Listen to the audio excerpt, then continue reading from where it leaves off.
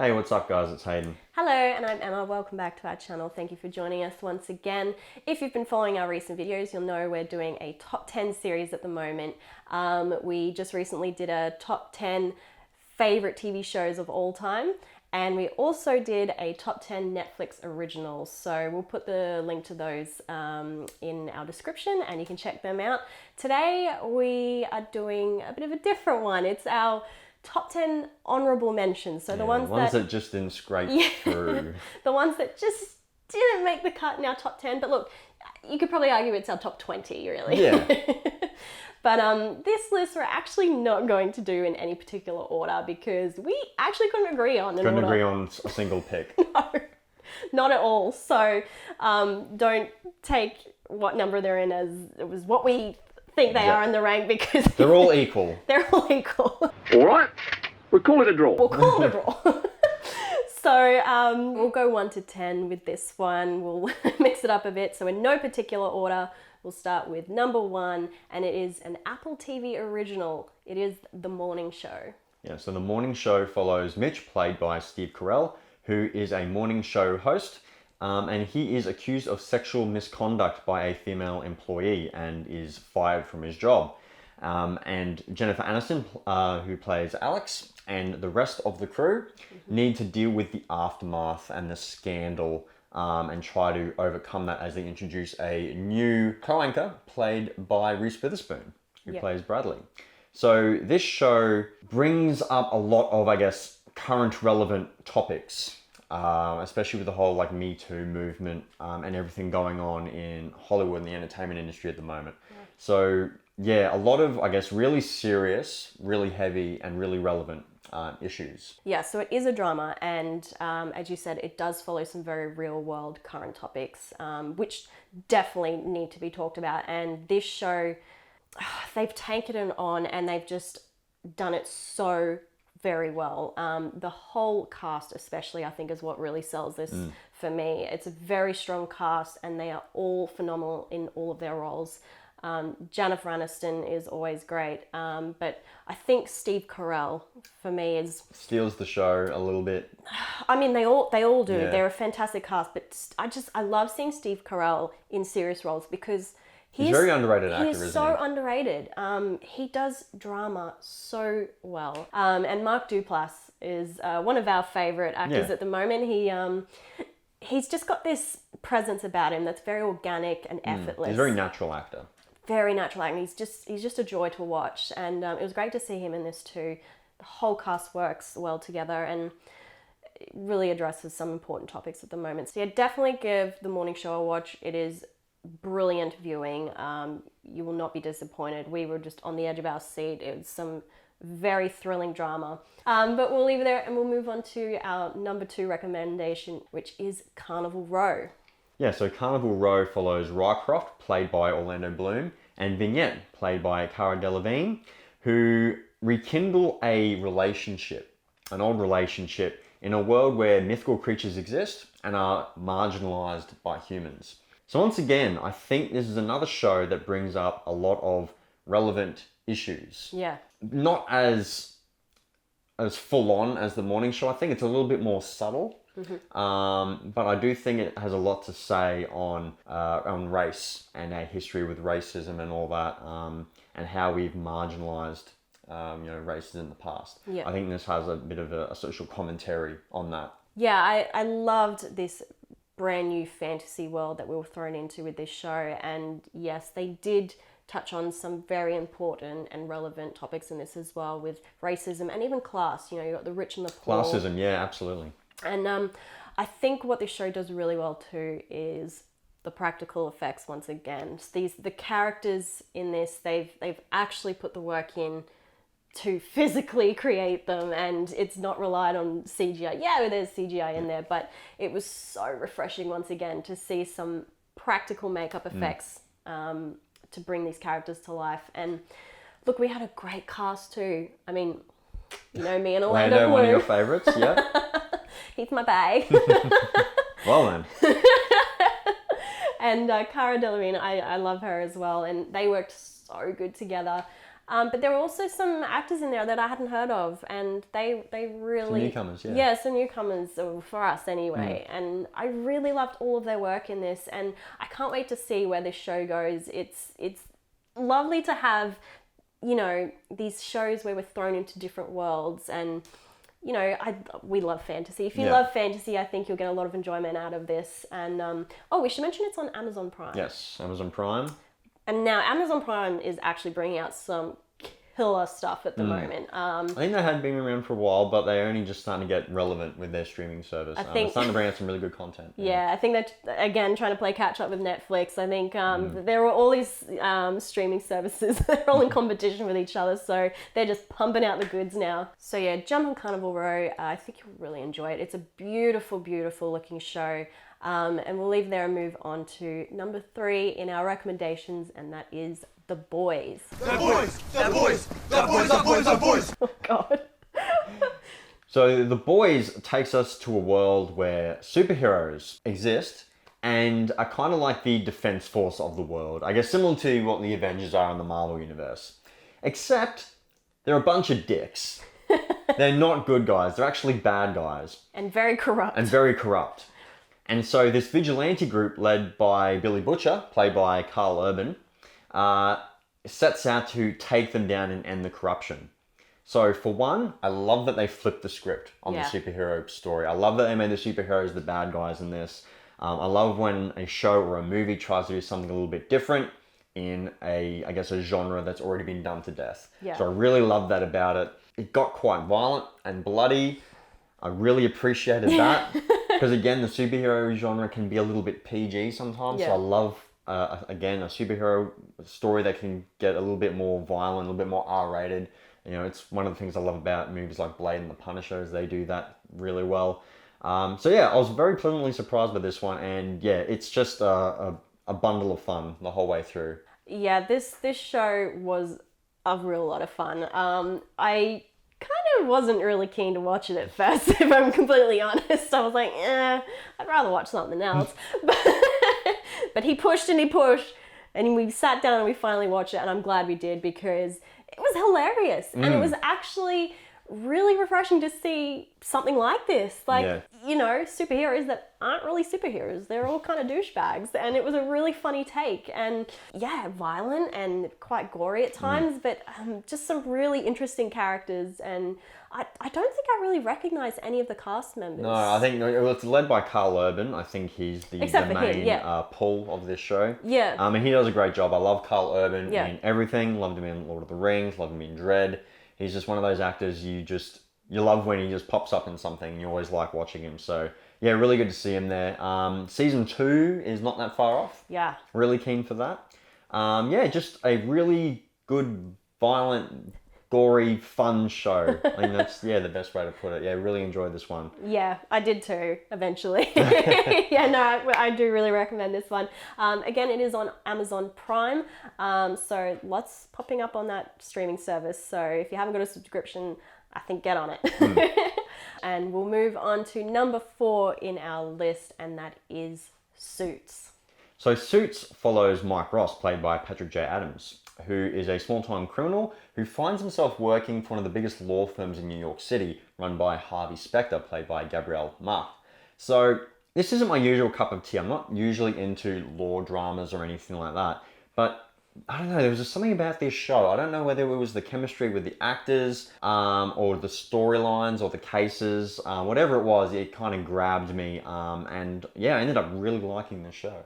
Yeah, it's really good quality, this one. The writing is fantastic, and it follows some really riveting cases, and some really intelligent and in-depth characters, and the actors, they really have cast this series well. They absolutely bring the whole characters and the storyline to life, and I have to say Louis Litt is one of my favorite characters. Louis Litt, yeah. Keep an eye for Louis Litt. He's hilarious. He's good. Yeah, it can be funny at times, this show. Yeah, you know? it's very intelligent writing. Like, yes, it is more of a drama show, but it does have some really funny moments in it too. And all the characters are really lovable. We should mention too, Miss Duchess of Sussex, Meghan Markle, is also in this, before she became the Duchess. So in her acting prime, I think, when she was on this show, she absolutely ate up the screen. I love watching Megan, and it's a shame we don't get to see her on TV anymore. Yeah. But wonderful cast, wonderful storyline, really, really riveting stuff. So I think definitely give Suits a go if you haven't yet. So we'll move on now to number 5 on our list, and that is Shameless. Yeah, so Shameless follows a Southside Chicago family who is trying to just get by in life while dealing with their alcoholic father, Frank, played fantastically by William H. Macy, who, I don't think I've seen him in a role like this. No. He usually plays like quite the subdued, innocent father figure kind of person, you know, your everyday father kind of character. But this one, he's not your everyday kind of father. He's a dropkick alcoholic, deadbeat dad. He's off the rails. Usually passed out in a gutter somewhere. So I really loved seeing him play this character, and he does it so well. You've also got Amy Rossum, who plays Fiona Gallagher, who is the oldest daughter of the family, and she's the one that kind of runs the household while Frank's out at the bar getting smashed. But I think the great thing about this show is the characters and their dynamic, and how this family goes through all these hardships and still manages to come out on the other side, you know what I mean? So I really love that. I love that dynamic about the show. All the characters are great. You know, they're all fucked up in their own way. And just some of the situations they get themselves in is absolutely hilarious. Yeah. I don't think there's ever a dull moment in this show. Not at all. It's a very, very dysfunctional family. They're a big family, the Gallaghers, and we follow all of the siblings as there's so many, I think it's like 10 seasons now. And we follow them right from, you know, when they're little up until they're adults, and just see how they've had to go through life with this upbringing, with their father, you know, constantly drunk in the gutter, maybe not even, you know, present at all. A mother who is bipolar, and they didn't really have her in their life. And Fiona, the eldest daughter, has had to provide and bring up the whole family. And so you really get to see a lot of their arcs and you know, where they go over 10 seasons. Because it's like one of the other children has, you know, watching his father has kind of become an alcoholic himself. So he's got an arc where he's trying to overcome that. Yeah. So all of that is just really good. And while it's dealing with some, you know, pretty serious stuff, and unfortunately there would be a lot of families who would have to go through some of these things, it is quite a light-hearted version. Yeah, it is quite funny. It is very funny at times. It is quite dramatic at times too. You know, you do shed a tear every now and then too, but I think for the most part it's a pretty hilarious take on what this sort of life would be. And again, fantastic cast. It's been really wholesome just seeing, you know, we're following all of the kids, you know, from, you know, kids to adult. It's like you've been on this journey with them, and they're just a really lovable family. And we're yet to see the latest season, but I'm so excited. I can't wait to see it. I'm pretty sure most of the seasons are on Netflix, so binge that. I'm pretty sure there's like 8 or 9 seasons on Netflix. I think the show alone will get you through the rest of isolation. Yeah. There's a lot to watch. It's a big show. It's got a lot of seasons, but it's a lot of fun. My parents just finished watching it. They absolutely loved it as well. So I think you'll get a lot of enjoyment out of it, no matter what your age. Yeah, I think the key message with this show too is it doesn't matter where you grow up from. You can make something of yourself. You know, it doesn't matter like who your father was. You know, if you've grown up poor, you know, you've got to find a way to overcome that to make something better of yourself. I think that's something that we can all take on. Yeah, absolutely. Brilliant show, great cast. Definitely give Shameless a go if you haven't yet. Yeah, check it out. And we'll move on to number 6 in our list, and that is Wentworth. So Wentworth follows the day-to-day life inside a female prison. And we kind of follow it through the eyes, at least in the early seasons, of B. Smith, played by Danielle Cormack, who is a new inmate, and she needs to learn how to deal with not only like the top dog, but just, again, the day-to-day life of the prison and where she fits in. So I, for one, think this is one of Australia's best dramas that we've ever put out. This is fantastic Aussie drama. Just has great acting. I think some of the better Australian acting. And just the look of it. Like, it's got a very kind of dark, grim color palette. You know, there's a lot of just like blues and grays, and it just really adds to that atmosphere. Of being inside this prison. Miserable prison life. Yeah. As you said, this is seriously like Australian drama at its best. as cliche as that sounds, it does get thrown around a lot, but it really is. I think Australian TV series are a little bit hit and miss at times. And I think it does come down to the acting a lot and a bit of the writing too. But this show, it doesn't miss a beat. No. The acting, the writing, the overall look of it is great. And it really has some of our best actors in it too. I mean, you've got like Nicole De Silva as Frankie Doyle and Pamela Rabe, who I think steals the show as Joan Ferguson. When she comes in, she just decimates all. She owns the show. Pamela Rabe, I don't think I'd seen her in anything prior to this show, but she is phenomenal. Is it weird? She reminds me of a female Snape from Harry Potter. She does, actually. Just her speech pattern and everything. It just reminded me of her the female presence, Snape. yeah. She actually does, now that you mention that. She is great in this, and I really, even though she plays, the bad guy, like, she is fun to watch. Again, one of those bad guys, and I said this in one of our other series reviews, one of those bad guys that you just love to hate. Yeah. You're like, I hate this person. Yeah. But you just love watching him on TV. She just portrays this character in a way I can't think of any other Aussie actress who could do this as well. And I think she's won awards for this role, and good, because she deserves it. Well deserved. Very well deserved. Definitely check this one out. Yeah, some phenomenal acting and storylines. Very thrilling. There's so many twists and turns with this. I think it's the other great thing about it. It's quite violent and dark. Like, I actually think it's more violent and dark than Orange is the New Black. Yeah, look, we've discussed this a little bit, like how it compares to Orange is the New Because Black. there is a very easy comparison there to be made. Well, you're following all-female prison, but yeah, I think Orange is the New Black takes that more comedic side, whereas Wentworth is very serious. I would actually put this over Orange is the New Black personally. I think I would too, yeah, actually. Even though Orange is the New Black made our top 10 Netflix shows, I think Wentworth is just a little bit better. We could be biased because we're Australian, but I don't think so. No, definitely check this one out, guys. It's one of our Australia's best drama exports. Yeah, if you want to see what our best work is, I think you definitely need to check out Wentworth. Please don't judge us by Home and Away. Oh God, Please, no. Please don't. No, even worse, Neighbours. No, if you want to know what Australian drama is all about, check out Wentworth. That's where it's at. Yep. So we'll leave that there and we'll move on to number 7 now, and that is Get Shorty. Yeah, so Get Shorty follows Miles Daly, played by Chris O'Dowd, who we absolutely love in everything. Love Chris O'Dowd. And he is a mobster, he's a gangster, and he's trying to, I guess, get out of that life. He's got a daughter, he's got a family, he's trying to do better for them. So an opportunity arises to produce a movie, which sets him on this new career path. And the show is really about him getting into the movie industry and producing movies.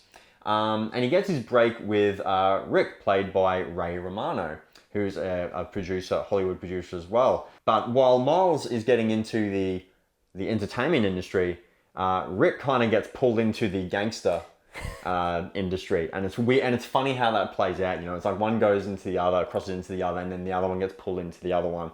And I love to overlap. Yeah, and I really loved not only that dynamic, but the dynamic between Chris O'Dowd and Ray Romano. Two, I guess, comedic actors, you would say, but it can be a funny show, but it's not. It's more of a drama. Yeah, look. And they're both fantastic in it. Oh, look, as soon as I saw that Chris O'Dowd was in this, I was like, yep, we're watching.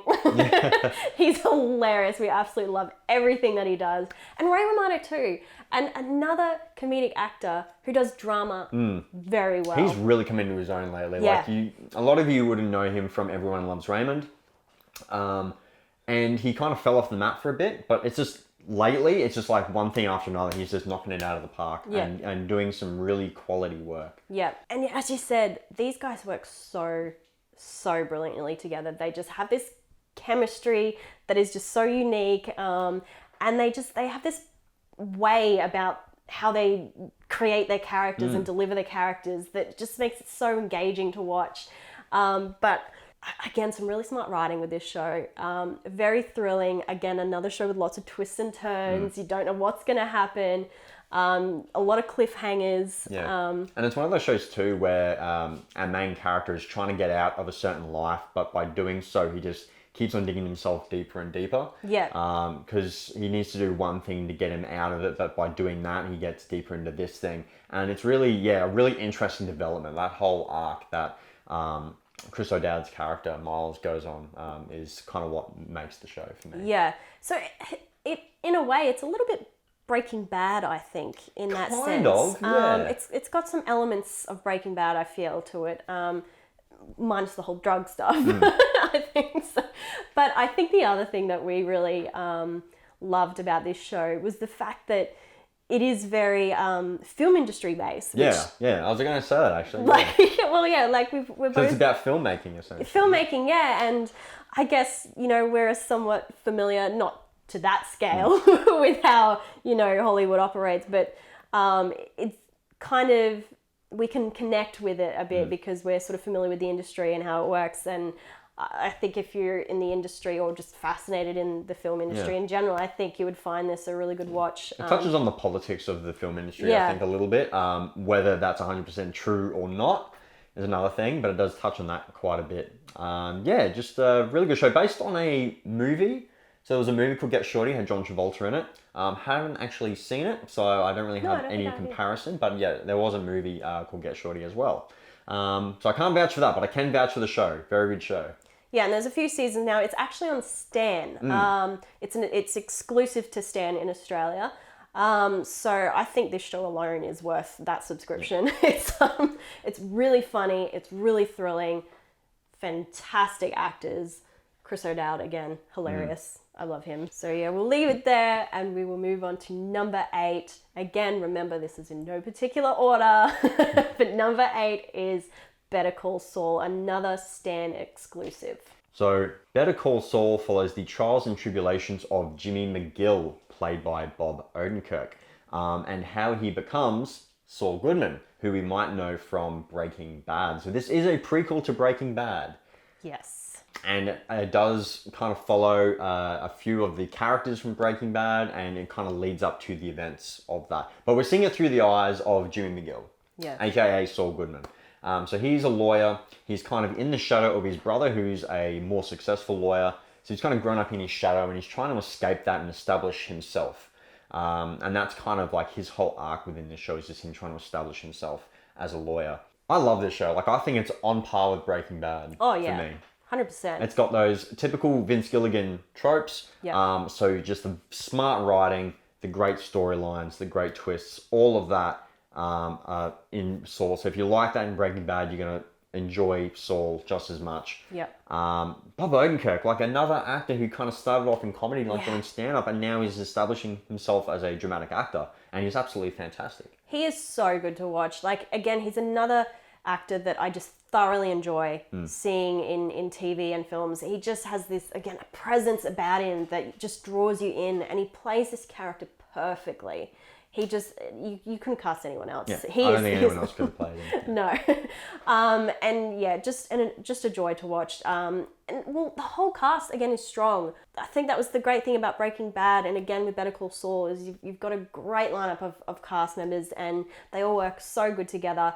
And just the real, as I said, the twists and the turns are still there with Better Call Saul. You're still again on the edge of your seat. There's always so much happening, and it is very fascinating to see Jimmy McGill's progression from Jimmy into Saul. But I do think you need to see Breaking Bad first. Yeah, because I think you're going to get more an appreciation for the Easter eggs and the characters that kind of spill into Saul. Yeah, because we are introduced to some characters in Better Call Saul that did pop up in Breaking Bad. So I think to get the most out of Saul, it would be better off seeing Breaking Bad. You probably could see Better Call Saul without seeing it, but I personally just to be safe, check out Breaking Bad first. Definitely. But I think it's you got to give props to Vince Gilligan for creating a show, like a spin-off show that is on par with the original. Like, not a lot of shows can do that. When you have spin-off series, like, usually they flop and they're not as successful, but this is on par.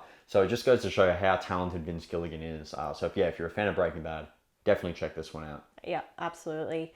We'll leave it there for that one and move on to number 9. 2 more to go here. Hitting the business end. Number 9, we've got Westworld. So Westworld takes us to a Wild West theme park inhabited by artificial intelligence, where people can go and live out their wildest fantasies without consequence. So this is another one of those shows that has a lot to say. It's got a subtle social commentary on, stuff like race. So again, kind of like how we treat living beings that are different to us, in being like the AI, the artificial intelligence, also in technology, and if we were to develop AI and became self-aware, like how humans would deal with that and how the AI would deal with that situation. So it kind of sees it from both perspectives. You see it from the perspective of the AI as they start to become self-aware, and we see it from the eyes of the humans who have developed this technology that is now getting out of hand. So I think it's one of those shows that it just really makes you think. It's a deep thinker, this one. Yeah.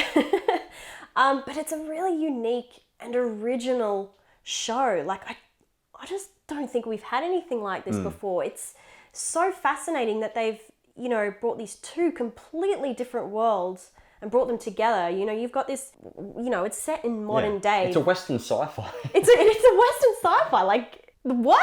But it works. It works. It shouldn't work, but it works. It's, Almost reminds me of like the Knights of Sidonia video. News Knights of Sidonia video, it is set in modern day, and obviously they've got all this technology that, we don't even have yet, but they've made this very vintage, gritty Western era that you can just go to escape from this modern time. They just essentially do whatever you want there. You can have sex, you can shoot, murder kill people, you can rape and pillage, like far out. It gets kind of messed up, and it is quite violent and pretty gory as well. Like I think that I was pretty taken aback. I wasn't expecting that sort of content in this, but I loved it. I love it. If you know us, we love that gore. So that was awesome. Yeah, it was interesting how, like, if you put humans in a situation where they can do whatever they want without consequence, what would happen? Would your darker thoughts and darker urges come out? I think you are kind of forced with this show to kind of put yourself in that situation a little bit. Would I be like that? Would I do that? Or would I be civil? Would I go in there and just hang out with the AI and have a drink with them and just have fun? Or would I be one of those people to go in there and do all the bad stuff and do all you the can't bad do stuff in the that you real can't world? do? Yeah, it's a very fascinating show. I definitely recommend giving this one a watch. It is on Foxtel in Australia, and the third season has just been dropped. So there's 3 there for you now to go and binge. And we'll move on to our very last recommendation, number 10. We had to put it in. Had to. It's an Australian original, Stan original series, Wolf Creek. Yeah, so Wolf Creek follows Mick Taylor, who is an outback serial killer. And each season is a new group of characters that he goes out and terrorizes, kills and terrorizes in all the violent, gory ways. So look, if you're not a fan of horror, and especially violent, disturbing, gory horror, maybe stay clear of this one. Yeah. But if you're a fan of the first couple of movies, this just kind of takes where that left off, essentially. It is just as good. Like, there's no drop in production quality or anything like that. I think you actually preferred the production quality. Look, I loved the movies, but I think there was something about the series that just upped the ante a bit. And look, if you haven't seen the Wolf Creek movies, definitely give them a watch too. One of the better Australian horror films. Oh yeah, I think one of our best horror exports. Mick Taylor's like our Jason Voorhees or Mike Myers. Yeah, for Australians, he's like that horror icon. Mike Myers, I just said. Michael Myers. I've just done that scene in that movie. What the fuck is this man? Austin Powers.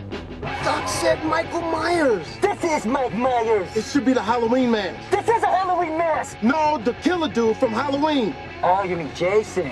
No! Michael Myers. Not Mike Myers. Not Mike Myers. And Michael Myers, Freddy Krueger, like, he's, for Australian horror fans, like, he's our horror icon. Yeah. Played fabulously by John Jarratt, who we've had the chance to meet a couple of times in person, and let me tell you, he is not like his character. He is actually a really nice, down-to-earth guy. So shout out to John Jarratt. We love you, buddy. Yeah. Always great watching him on screen. Yeah, we absolutely love John, and he is such an Australian icon now. I mean, if you're familiar with his work, I think he was on Better Homes and Gardens at one point. That's a shift Total shift. Was on Better Homes and Gardens and McLeod's Daughters, you know, all that, you know, classic Australian stuff. And yeah, to see him in a role like this is just total 180, isn't it? He just nails it. Oh, he's bloody creepy. He just... The laugh and just the look. We absolutely love him in this role. And look, if you're not a fan of horror, well, Probably not for you. Probably not for you. Yeah. It gets pretty gory, pretty violent, and it does get a bit dark there. But I have to say, the series just, for me, it just upped the ante a bit. Like it just, I don't know what it was, just maybe seeing this storyline on a bigger scale, you know, over A bigger group of people. Yeah. Kind of showcases the Australian landscape a little bit more. Yeah, I think that really helps. The colours in this, all the oranges and that, it's just a beautiful backdrop for a very scary story. Like when you're stranded in the middle of nowhere and you've got this psychopath after you. Like it's just really good setting for a horror film, and I think that's what worked with the movies, and I think that what works well with the series is just that location, you know, the isolation of the Australian outback. There's like nowhere to run. Yeah, like really you're got miles nowhere to from go. anywhere. Actually, I shouldn't say miles, I should say kilometres. We say kilometres here in Australia. You're kilometres from anywhere, and you've got this psychopath after you. It's a perfect setting for a horror film. It is a really, really thrilling horror, both the movies and the series, and I loved that they made this into a show for fans like us to just expand that character even more and see all the wonderfully horrific shit that he does to people. If you're into that messed up stuff like us. So jump on Wolf Creek. It is a Stan original series. I don't really know where you're going to be able to see it if you're overseas, but in Australia, get a Stan subscription. There is so much on there. If you're not supporting Australian content in Australia, what are you doing? What are you doing? We have some hits and misses, but I think there's a lot of hits on Stan, especially. So I think it's well worth the subscription price. And we'll leave it there because that's it. That's our 10. That's our 10 honourable mentions. They didn't quite make our top 10 favourite shows of all time, but they are definitely still worthy of a watch. They make up our top 20, you could argue. So That's still worth mentioning. They're definitely still worth mentioning. And if you have run out of things to watch in isolation, hopefully you've found something there that can keep you going now for a little bit longer. But not only is that the end of our 10 honourable mentions, that's the end of our top 10 miniseries. Yes. So we had our top 10 of all time, our top 10 Netflix, and our honourable mentions. So hopefully you enjoyed. Let us know what your top 10 series are, whether that is your of all time, your Netflix, or your honourable mentions. Let us know what you're watching. Let us know what we should be reviewing. Yep. Let us know what's kept you going through isolation. What's kept you sane. We don't know what's coming next. Hopefully we've got a review for you soon. But to keep up to date with that, you should probably subscribe. Yeah, press that subscribe button, the bell for the notifications. Slam that like button if you like what we do. That always helps. But most importantly of all, stay safe, guys. You know, there's light at the end of the tunnel. We're almost there. Just be patient. Stay home. Watch some movies. Watch some series, and we'll all get through this. We'll get through this together. All right. Have a good one, guys. We'll catch you on the next one. Thank you. Bye.